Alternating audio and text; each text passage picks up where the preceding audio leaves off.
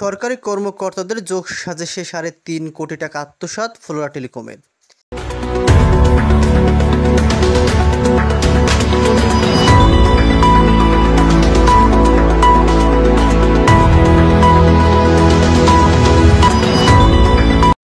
সরকারি কর্মকর্তাদের যোগসাজশে ৩.৫ কোটি টাকা আত্মসাতের অভিযোগ পাওয়া গেছে বেসরকারি প্রতিষ্ঠান ফ্লোরা টেলিকমের।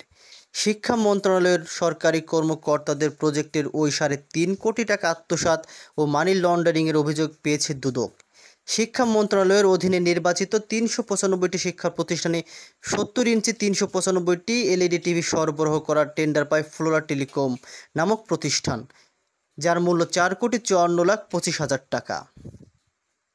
ওয়ার্ক ওয়ার্ডের শর্ত অনুযায়ী পণ্য সরবরাহের পর এলসির মাধ্যমে সম্পূর্ণ টাকা মধ্যবর্তী ভেন্ডর ভ্যাক্স ইলেকট্রনিক্স লিমিটেডকে পরিশোধের কথা ছিল।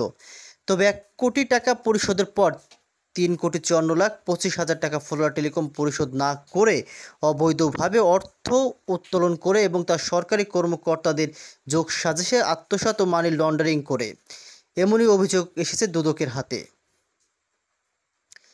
দুদকের অভিযোগে বলা হয়, পরিশোধিত অর্থ ওই প্রজেক্টের দায়িত্বপ্রাপ্ত সরকারি কর্মকর্তারা ও ফ্লোরা টেলিকমের মোস্তফা রফিকুল ইসলাম ডিউক ব্যবস্থাপনা পরিচালক, তার স্ত্রী ফারাহ ইসলাম পরিচালক, শহীদুল ইসলাম দুলাল নির্বাহী পরিচালক, মোহাম্মদ মোশাররফ হোসেন নির্বাহী পরিচালক অর্থের মাধ্যমে অবৈধ আত্মসাৎ ও দুর্নীতির মাধ্যমে বিদেশি পাচার হয়ে থাকতে পারে। অভিযোগের ব্যাপারে দুদকের দায়িত্বশীল সূত্র সংবাদ মাধ্যমকে জানায়, অর্থ আত্মসাতের বিষয়টি প্রাথমিক সত্যতা তারা পেয়েছে। সরকারি প্রজেক্টের অর্থ উত্তোলন ও আত্মসাতের সাথে সরকারের কোনো কর্মকর্তা জড়িত আছে কিনা এবং বিদেশি অর্থ পাচারের বিষয়টি খতিয়ে দেখা হচ্ছে।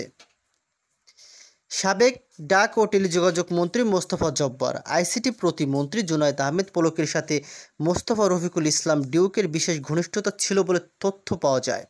তার বিরুদ্ধে বিভিন্ন সরকারি দপ্তরে তাদের তদবিরের কমিশনের মাধ্যমে কাজ পাওয়ার অভিযোগও আছে।